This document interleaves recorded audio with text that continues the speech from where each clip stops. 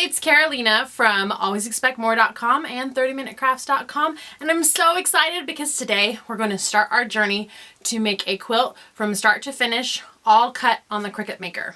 The block pieces are going to be cut, the sashing is going to be cut, the borders are going to be cut, and the binding is even going to be cut on the Cricut Maker. I'm going to show you step by step through a series of 14 videos how to put this entire quilt together.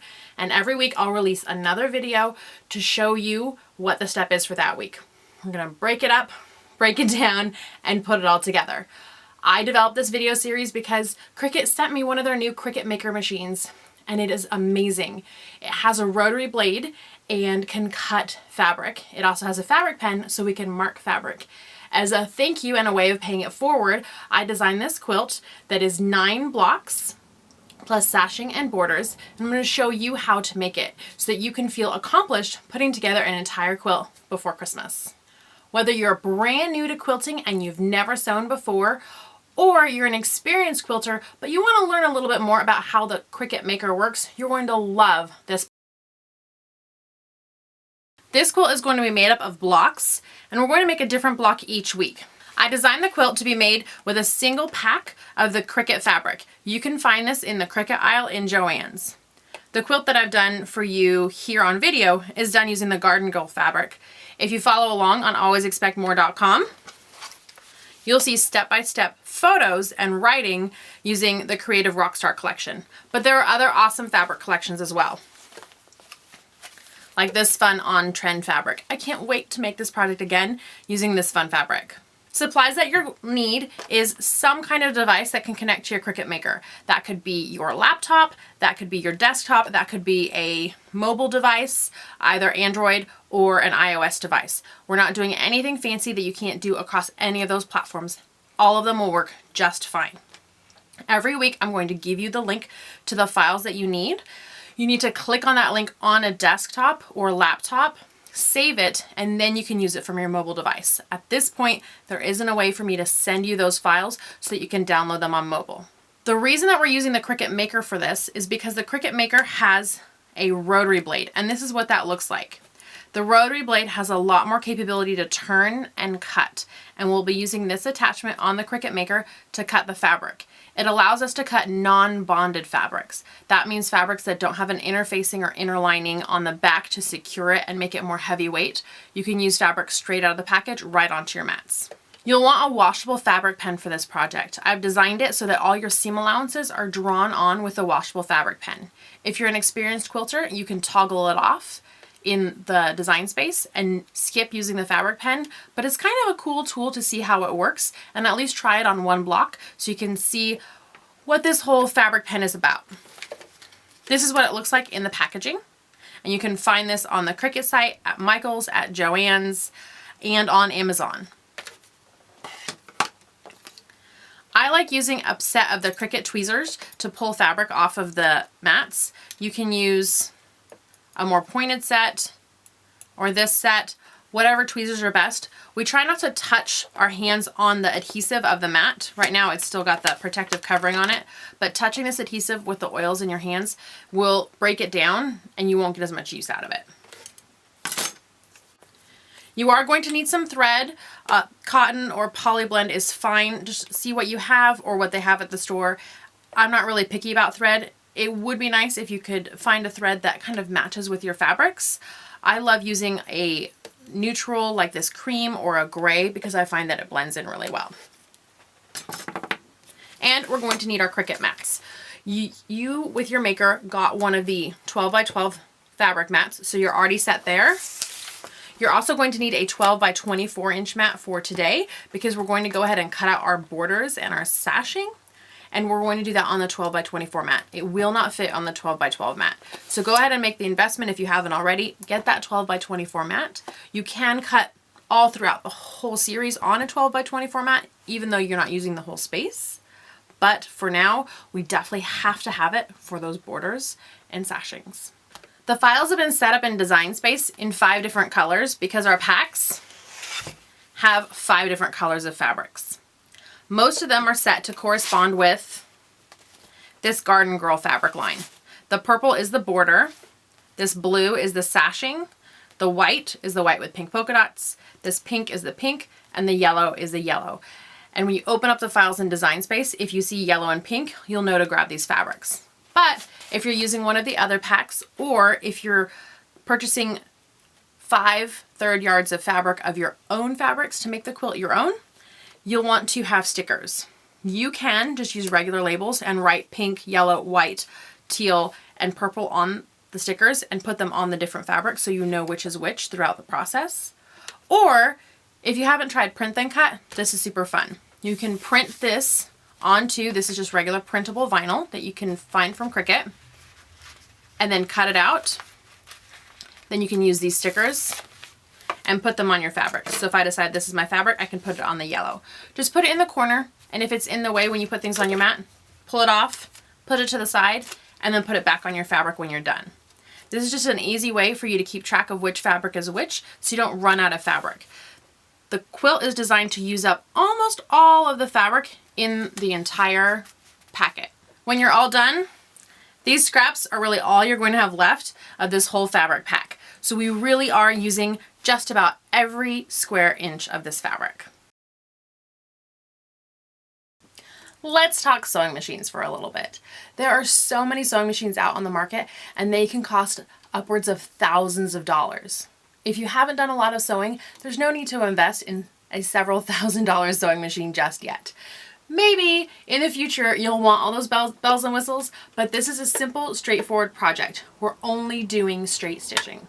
So any machine that will do straight stitching well is perfect.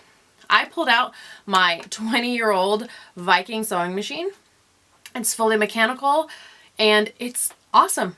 There's no reason for me to pull out my big fancy machine for this. Now, if you have a fancy machine, have fun, use it, absolutely. But if you have a $100 machine from whatever big box store, that'll work just fine too.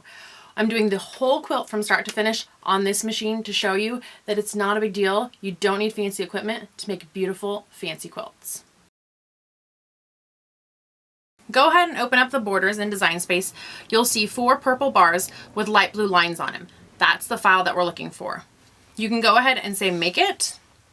I already have a project going. So I said replace the project that's already on my mat because I finished that one. Larger mat required. Yes, I've got my 12 by 24 inch mat, so I'm going to say okay. And it's bringing us to the make. You can see here that there are 2 longer and 2 shorter borders. That's perfect. If you didn't want to do the blue lines, you can toggle them off here, on and off. We're not doing iron-on, so we don't need to mirror this. And we can go ahead and prep our fabric on our mat. For this video series, I am using the Garden Girl fabric from Cricut.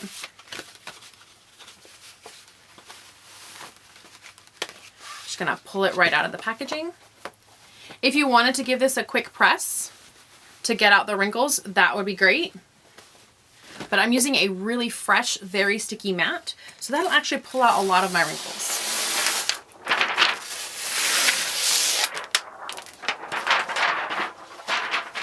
If you're purchasing one of their sets of fabric, you'll notice that when you pull the whole thing out, on one end of the strip is the selvage, and on one end of the strip is a raw edge. I love Cricut for cutting off the selvage on this edge. It's perfect. Dangle your selvage edge off the edge of the mat and line up your raw edge up here. We are putting the fabric right side down. The reason we're doing that, and we'll do that throughout the whole process, is because we want to be able to write on the back, and that's going to be our seam allowance. That blue fabric pen is washable. All of that's going to wash out. But since all of our stitching is done on the back of the fabric, to be able to see the lines, we need them on the back. You can just kind of float your fabric and press it in place. You can see I didn't iron this, and most of my wrinkles are just pressing right out as I stick it with my hands. If I had really wrinkled fabric, I would want to run it under an iron. Just gonna go all the way to the bottom with this. Having done quite a bit of cutting on fabric with the maker, I find that yes, let's rub the whole thing down, but really, Rub along these edges to make sure these edges are secure, especially as your mat gets a little less sticky when you use it over and over. The reason this is important is because there's rollers that come down, and those rollers tend to pick up this fabric a little bit. So if your fabric is even just a scooch more than 12 inches wide, make sure that you rub down these edges. I'm a sucker for design details. Cricut has this groove right here where your iOS device or your phone can fit right in. And they even put a USB port on the side for charging. So you can charge your tablet or your phone while you're using it with the maker. So smart. We can go ahead and press continue here. We have our fabric all set up on our mat. It's asking us to set the material. We're using regular cotton fabric. Now it's telling us to insert the pen, insert the rotary blade, and then load our mat. So let's do that. The pen gets inserted in slot A. Just open it up, take off the lid, push the pen in. I like to put the lid on the back of my pen, that way I won't lose it. Go ahead and close this. Right now I have the fine tip blade here. I'm gonna open this up, pull out my fine tip blade, grab my rotary blade, just tuck in those gears, and close everything back up. Everything's put in. I just need to load my fabric mat. Tuck the mat underneath these two white tabs and hold it in place while you press that load button.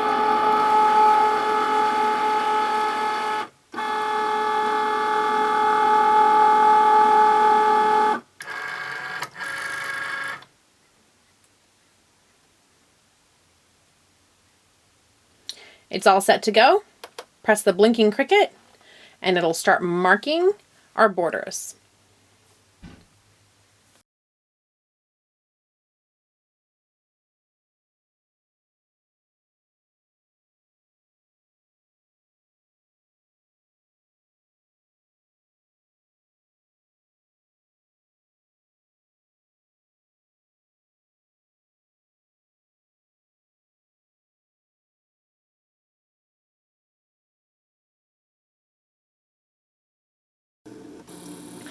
It's pulled the blade over to the side and it's spun it, and what it's doing is it's checking to make sure that the right blade is in place. If I'd left the fine tip blade in here, it would signal up a warning saying, hey, wrong blade in place, go ahead and switch that out and say okay. That'll keep you from using the wrong blade to cut your fabric, or using the rotary blade to cut your paper.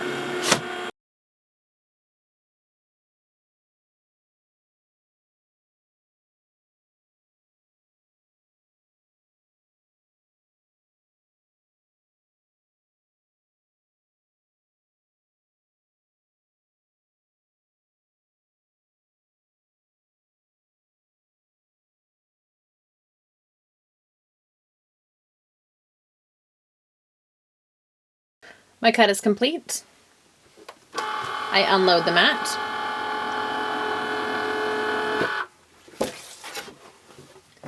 And you always want to make sure that you take your pen out and put the cap back on. This will keep it from drying out. I like to keep my pen right in the tool caddy right here, so it's where I need it when I need it. We're ready to remove these border strips off of the mat. Go ahead and grab one corner and just carefully peel away this fabric.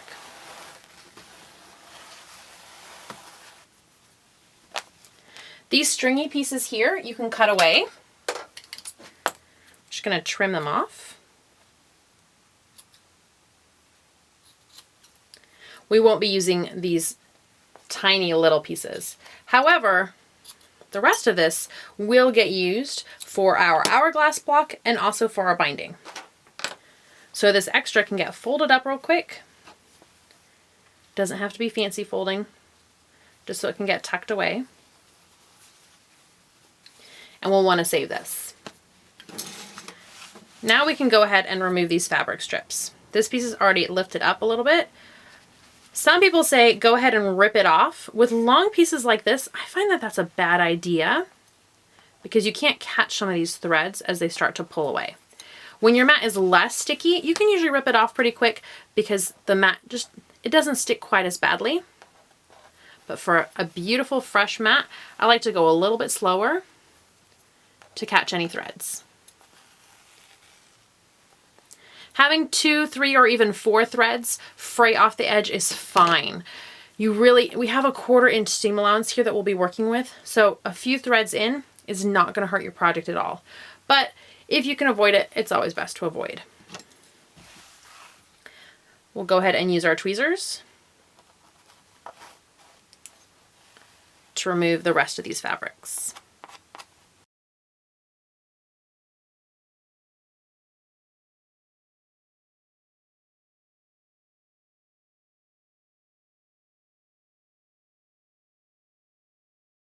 If there are strings on the mat, you can just use tweezers and remove them. But some of them are stuck on there a little bit stronger. You can just leave them. A few threads is really not going to hurt anything. But if you like to have your mat clean, just grab some strong grip transfer tape. You can cut off a strip, peel off the backing,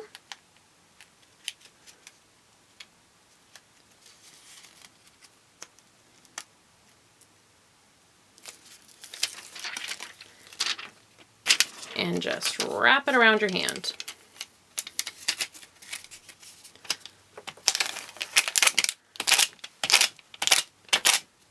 If you have any loose threads on your border strips, they're probably fine. If they really bother you, go ahead and clip them away with a pair of scissors like this. Don't pull on them because that's going to make your fray even worse.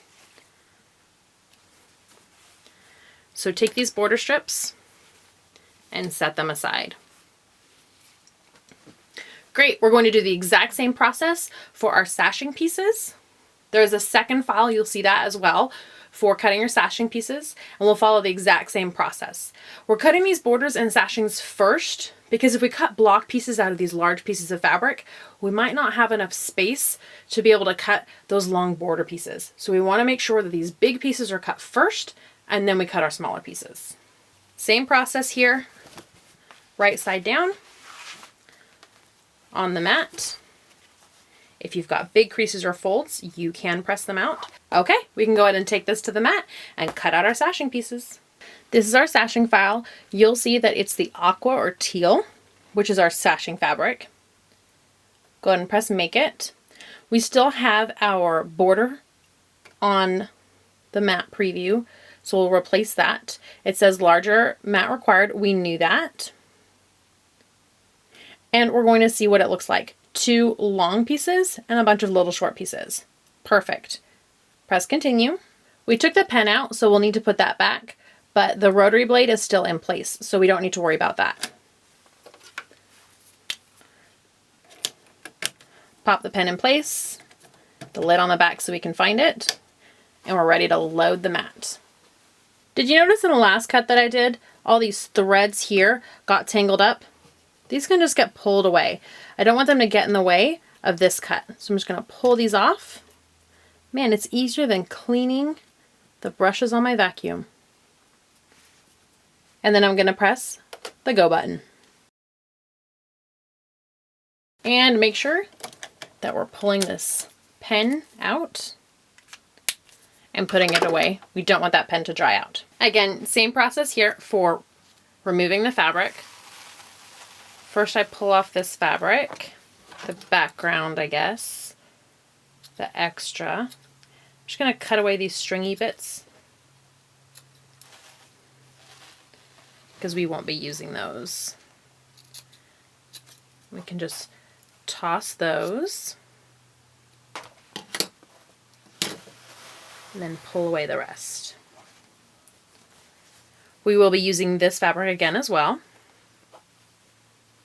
Probably not that little piece, but that's okay. Then I'm going to fold it up. If you're using the stickers, make sure you put your stickers back on your fabric so you know which is which.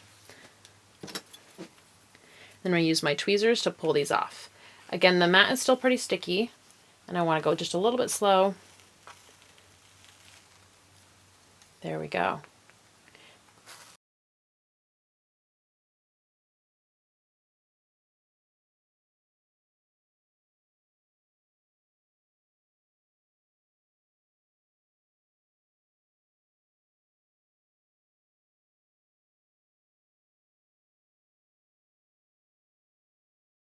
the cover back on your mat to keep it protected from any lint or dust.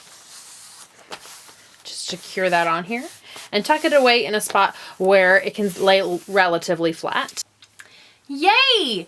So we cut out the fabrics for our borders and our sashings. We learned how the maker works and how it cuts. We learned a little bit about the mats and about the fabric and the supplies that we're going to need. And that's it for today's video. But you're saying, wait, hold on. I want to sew. I want to quilt. I want to actually make this project. I get it. And I've got you covered. Make sure you subscribe to this channel, and later today, I'll be posting the video with the first block. That's right, we're gonna go ahead and skip a week ahead. This will have you all ready earlier for Christmas by doing 2 videos in 1 week. You can feel accomplished and actually do some sewing this week instead of having to wait a whole week. And I just love spoiling people. So make sure you subscribe to this channel. You'll be the very first to find out that that video is up. Give it a thumbs up if you enjoyed it. And if you have any questions or comments, leave them below. I do check back regularly. Thanks for watching. I can't wait to make this quilt with you.